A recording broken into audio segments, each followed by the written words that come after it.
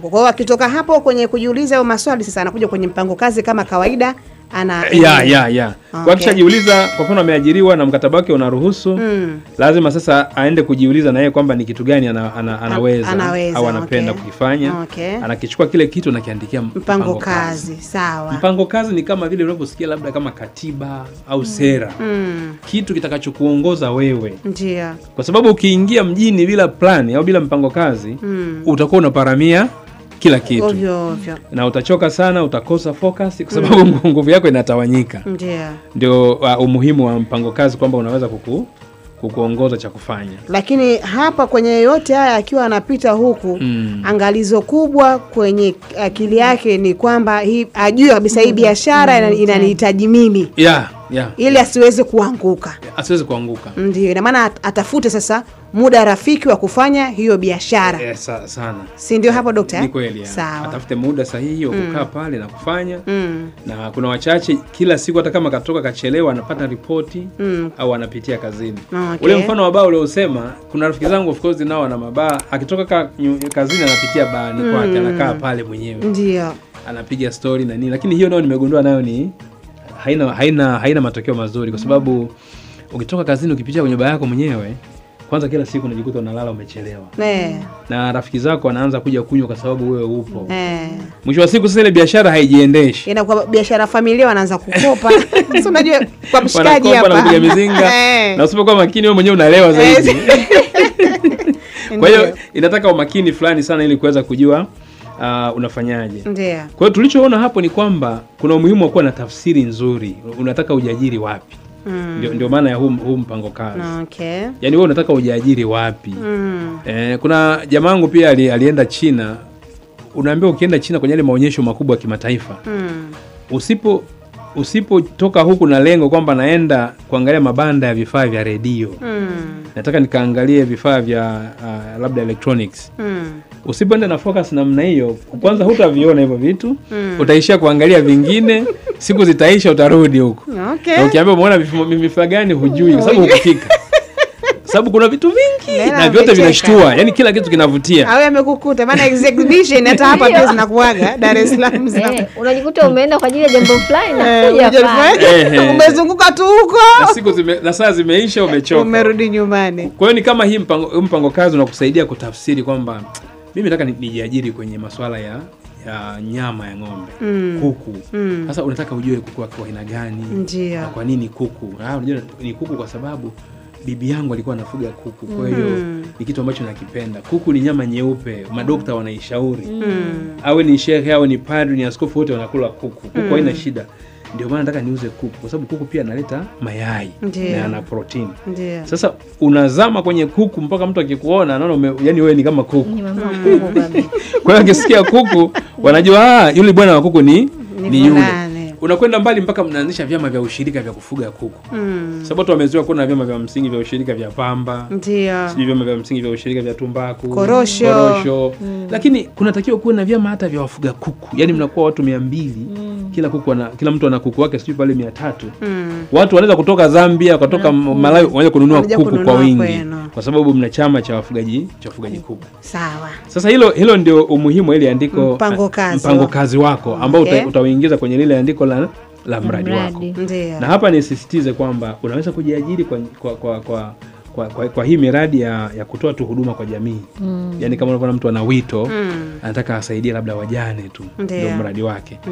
Na mwingine labda ana wito anataka ashughulike na watu walioathirika na madawa ya kulevya. Kwa hiyo unakiandikia hichi kama ndio kimeujaza moyo wako, kinakuwa cha kitaalamu. Au ukakifanya kikawa cha biashara. Sasa tunataka tuende hatua sasa ya ngapi? Ya tatu. Tuchukulie umeshaandika kwa ufupi tu na una peji zako 2-3.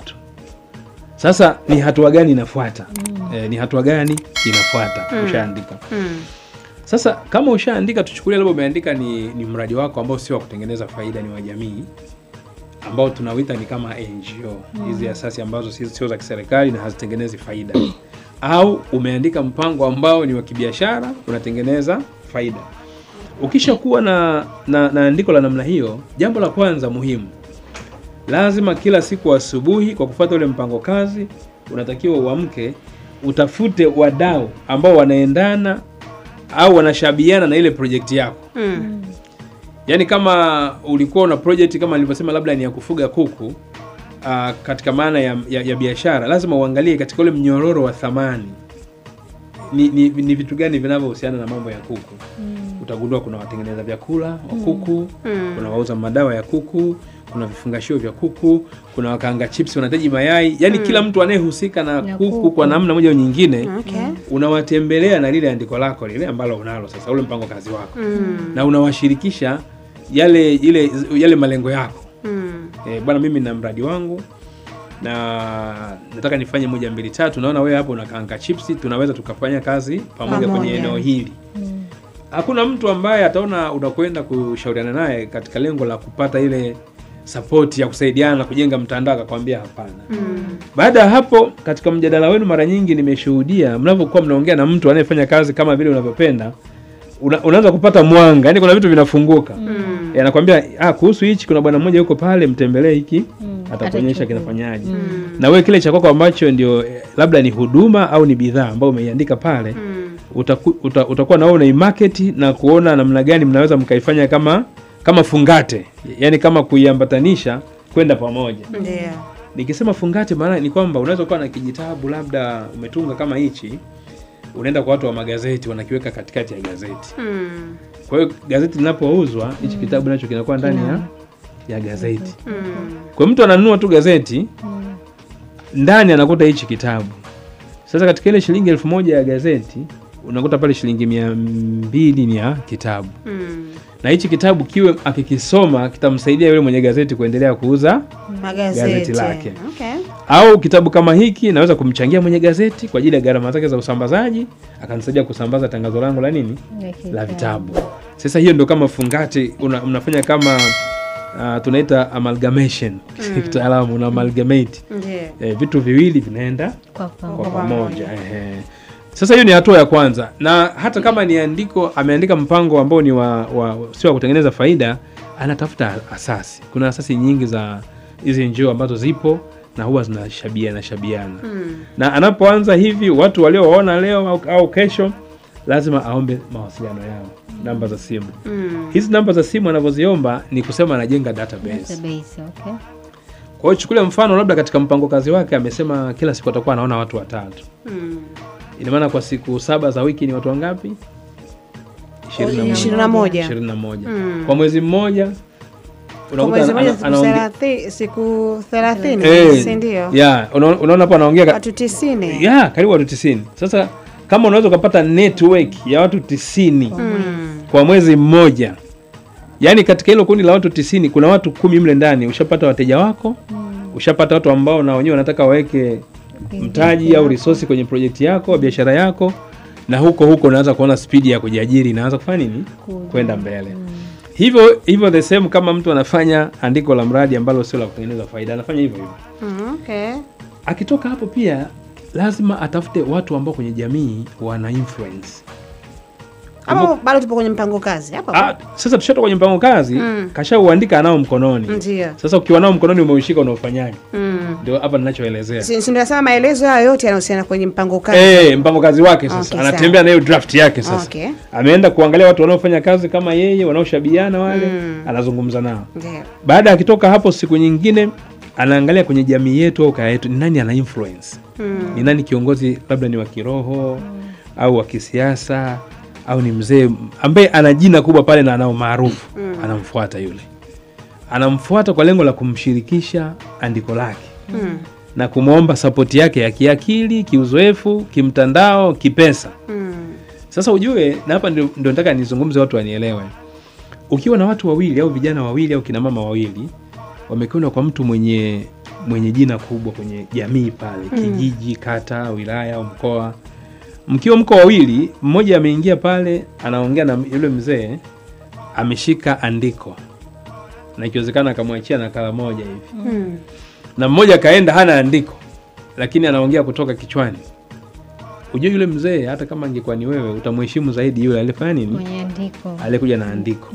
Kwa sababu unasoma na unaweza hata ukawatuma watu, jamani, hebu kachunguzeni vitu kama vipo, lakini hebu anza kawatumia wenzake, hebu msaidieni huyu kijana ana wazo zuri sana. Ndio tunarudi kwenye mambo ya idea. Kwa sababu kinachosukuma dunia sasa hivi ni idea. Idea. Sasa nimesema hivyo kwa sababu kuna mtu anaweza kawa anasikiliza anasema sasa andiko la nini? Ni kwamba unapoongea na watu wenye sifa kwenye jamii na viongozi, wengine ni wasomi, wanapenda kusoma mambo na kudadavua na kukuona uko serious. Ndio maana vikundi vyote vya miradi ya jamii wanaambiwa waandike muhtasari. Wanaambiwa waandike muhtasari. Sasa kuna watu hawapendi kuandika andiko la mradi. Na of course wale ambao hawawezi pia tunatoa hizi huduma. Wanawaandikia watu. Juzi nimeandika andiko la mradi wa matofali. Kuna kijana alikuwa anataka kaanzishe project ya kupiga tofali. Sasa sababu mimi nishafanya tafiti za matofali, najua kila mfuko unapata faida shilingi ngapi na uwe na mtaji wa shilingi ngapi. Nikamwandikia andiko, nimemtumia, yuko Mwanza huko. Na tunafanya hizi kama kijamii zaidi. Na mimi hapo Dr. ulivyozungumza kuhusiana na mpango kazi ya hatua.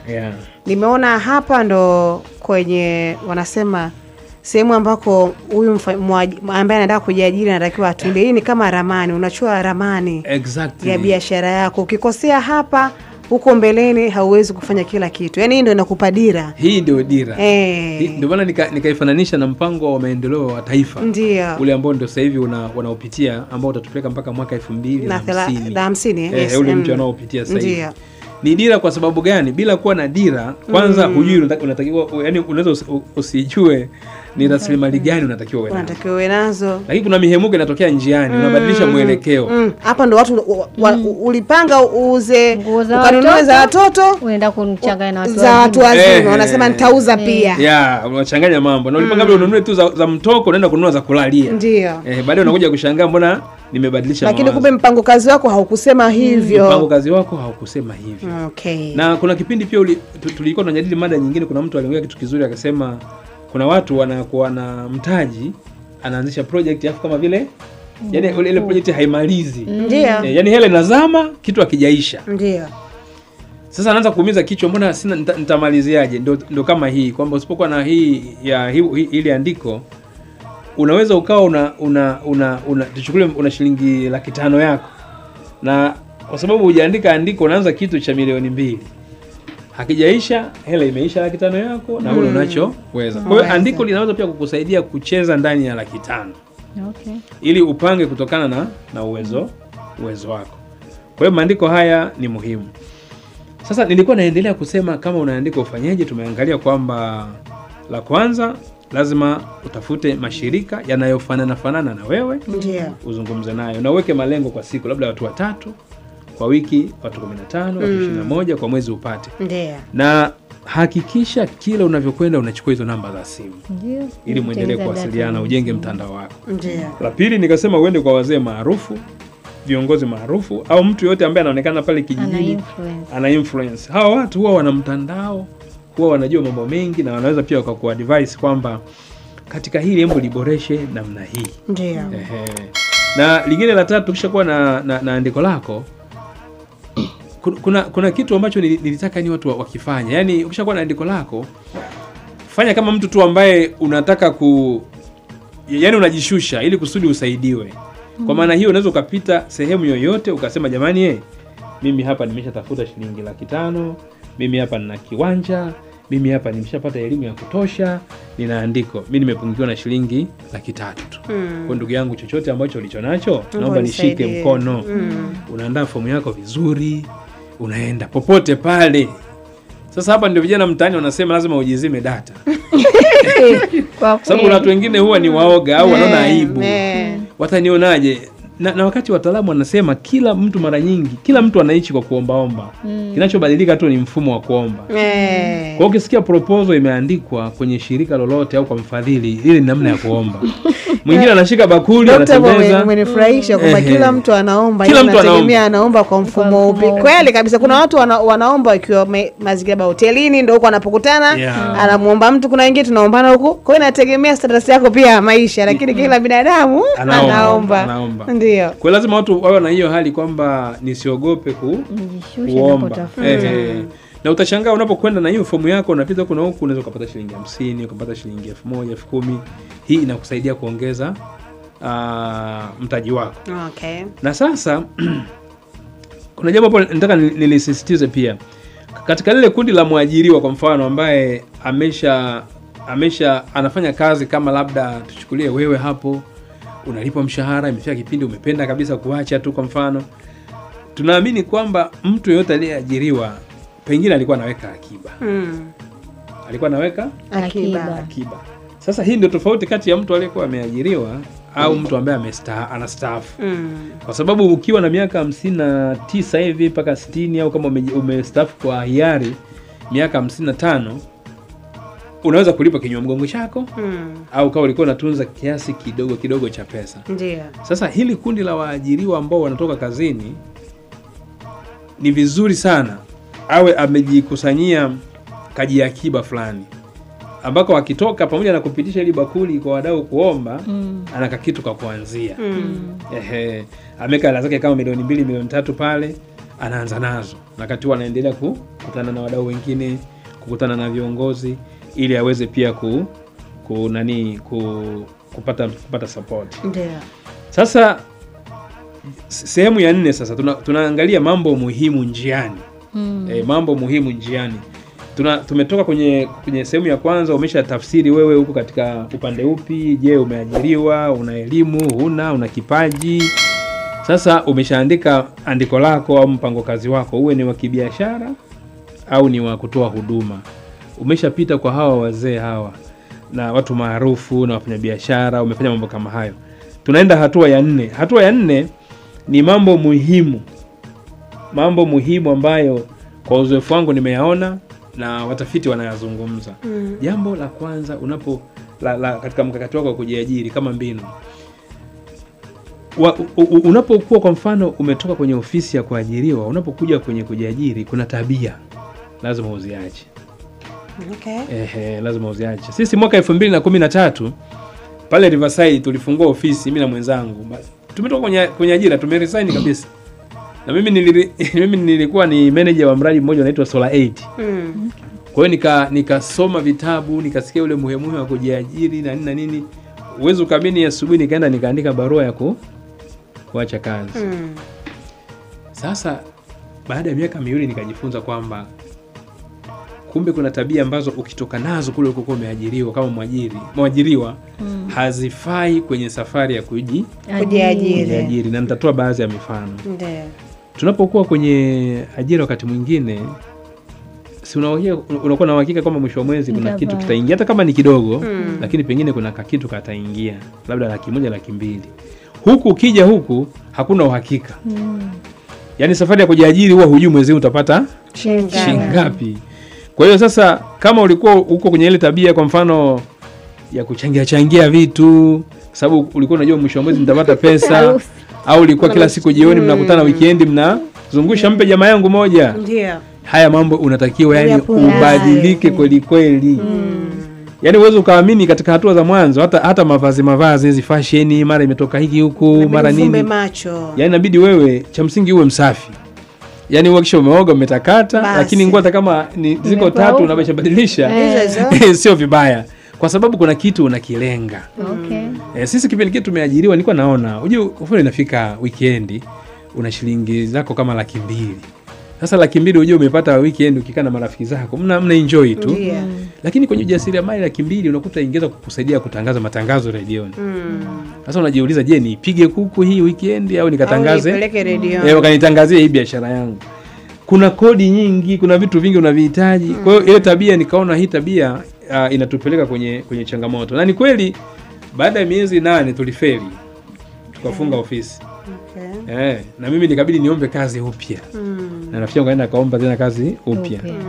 Nikija nikaacha tena mwaka 2016 baada ya kujifunza. Kwa hiyo mtu yoyote ambaye ananisikiliza, kuna tabia kama umeajiriwa unavyokuja huku lazima uziache. Na ziko nyingi tu, hapa nimeongea tu chache.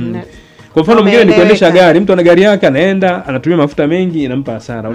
Ukijiajiri hata bodaboda utapanda, utatetemea na mguu, yani limradi usave hela nini ya mafuta. Jambo lingine, ukiwa unaanza safari ya kujiajiri usijiwekee mipaka ya kuongea na watu.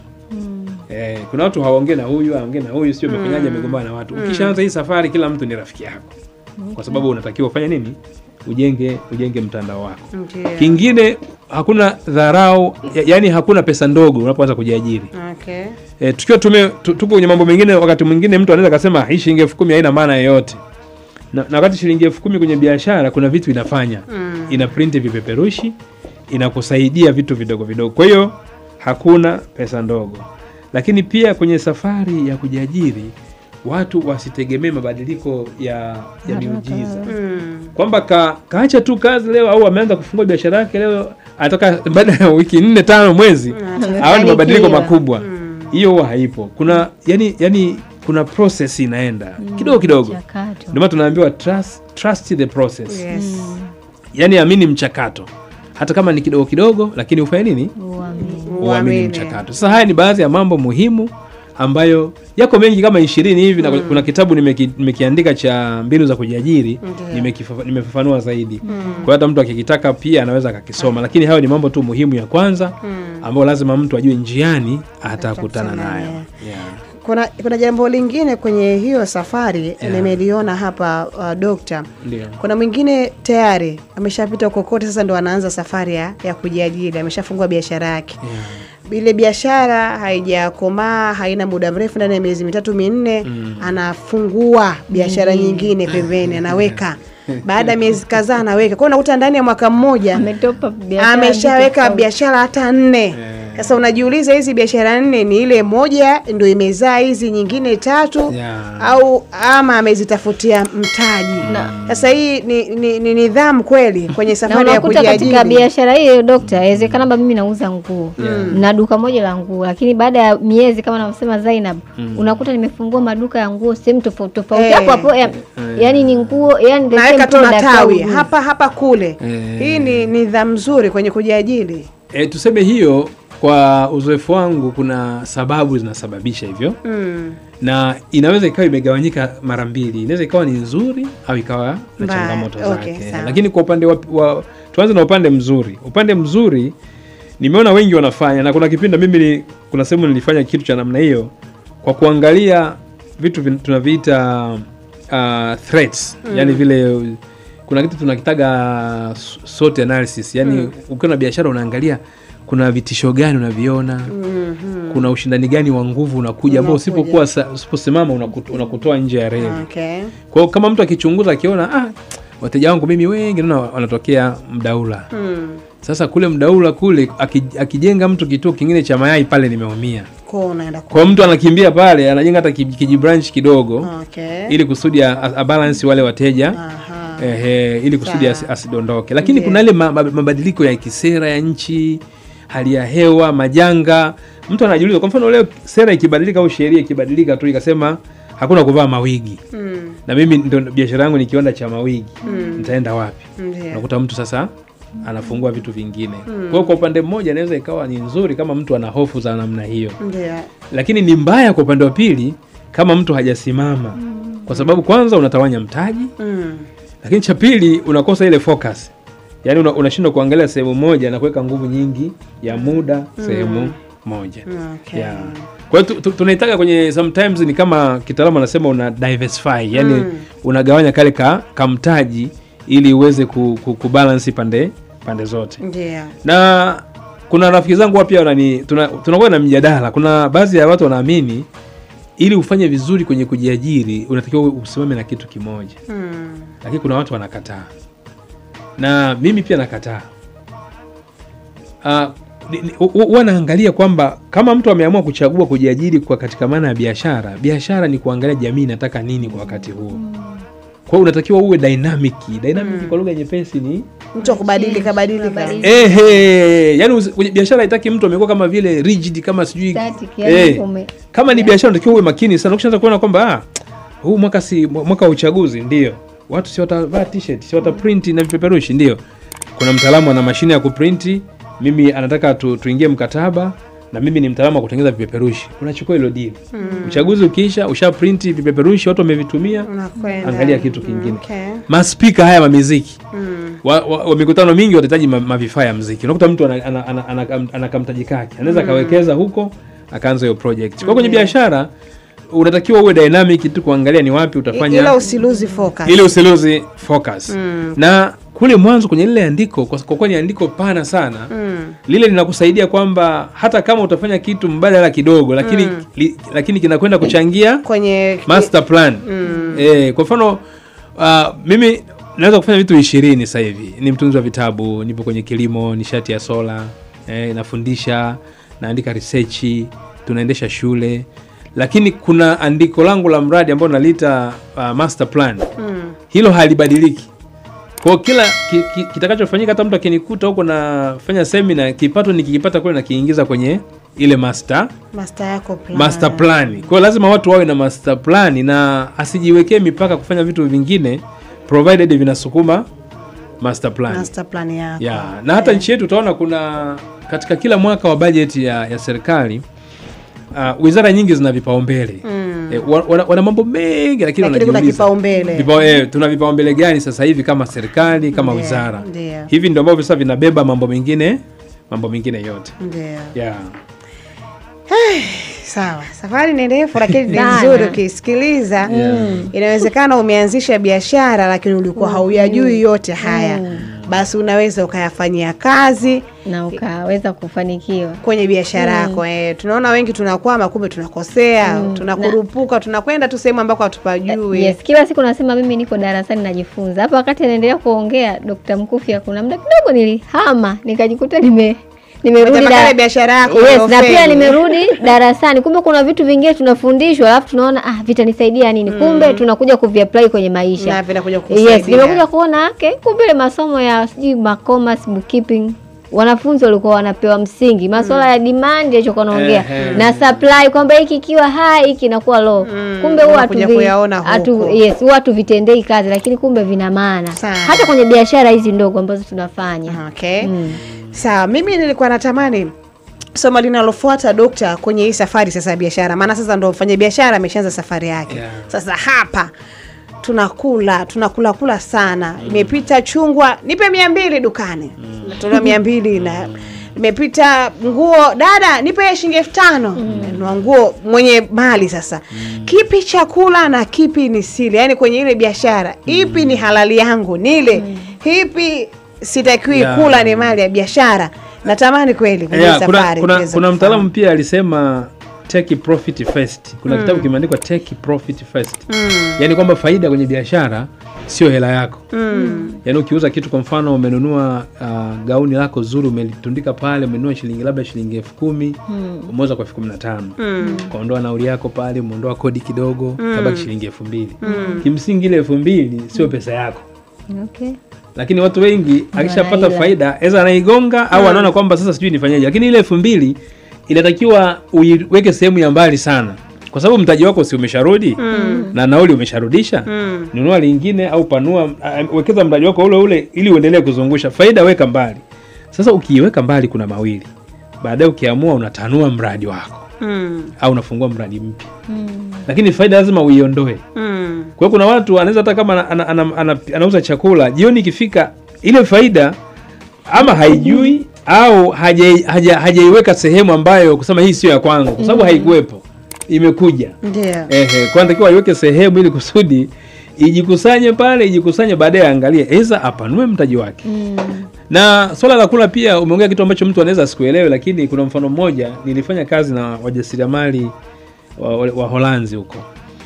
Wale mabwana nilijifunza kitu. Asubuhi wanaenda ofisini na container za chakula.